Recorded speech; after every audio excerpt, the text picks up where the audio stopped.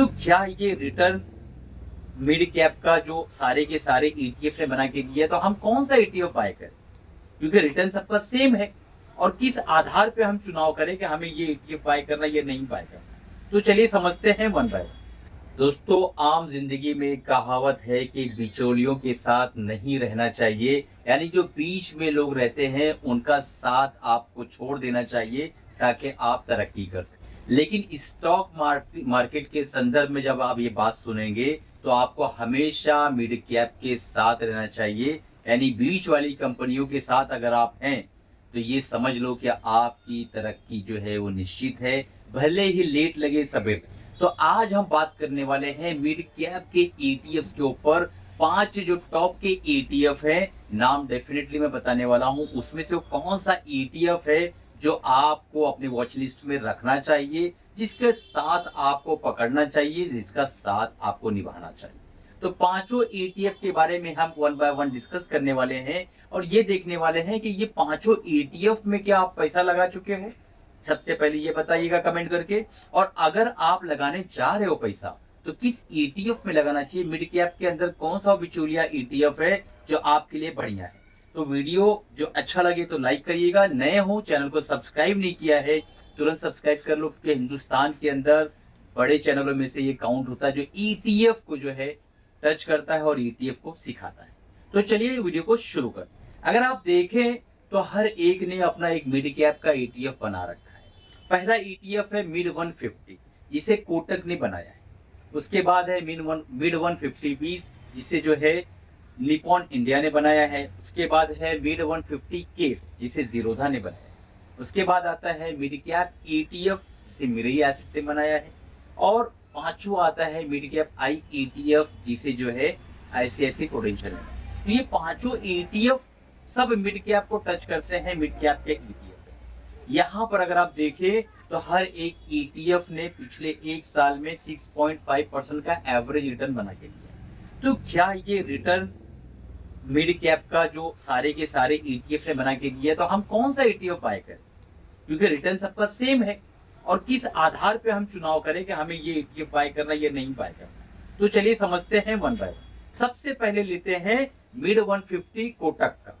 तो इसका जो करंट मार्केट प्राइस चल रहा है 22.78 के आसपास चल रहा है और एसेट अंडर मैनेजमेंट जो है मात्र 12 करोड़ के आसपास है। छोटा सा एसेट अंडर मैनेजमेंट है।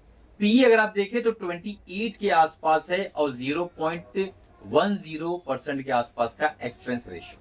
तो ये इसकी पूरी स्टोरी हो गई कि कोटक के अंदर आपको अगर पैसा डालना है या आपको निवेश करना है तो आपको ये चीज जानना पड़ेगा कि इसका एक्सपेंस रेशियो क्या है, इसका पी क्या चल रहा है, करंट मार्केट प्राइस क्या है, एसेट अंडर मैनेजमेंट क्या है।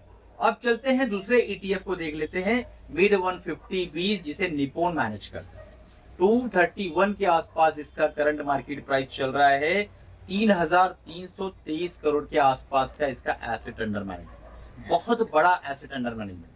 लास्ट तक देखिएगा क्योंकि मैं बताने वाला हूं कि मिड कैप के जो रिटर्न एवरेज रिटर्न सीएजीआर में पिछले 4-5 सालों में आए वो क्या है और हमें बिचौलिए कंपनियों के साथ क्यों रहना चाहिए, सारी चीज को मैं बताने वाला हूं इसी वीडियो के अंदर। तो इसकी बिना किए हुए देखिए। अब मिड 150 ईटीएफ का पी 28 है और 0.21% के आसपास इसका एक्सपेंस रेशियो। तो एक्सपेंस रेशियो कोटक से थोड़ा ज्यादा है। अब तीसरे ईटीएफ पे आते हैं मिड 150 केस, यानी जीरोधा ने जो ईटीएफ बना के रखा है।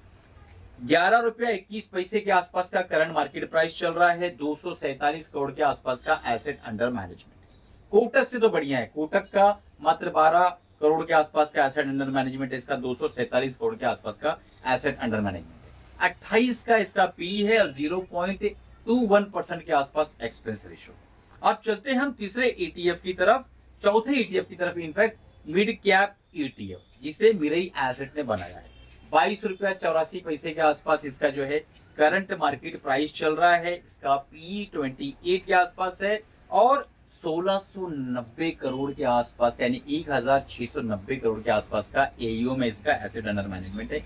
0.05% एक्सपेंस रेशियो है, यानी अभी तक के जितने भी हमने ईटीएफ देखे हैं सबसे कम ईटीएफ मिरई एसेट का मिड कैप ईटीएफ का है।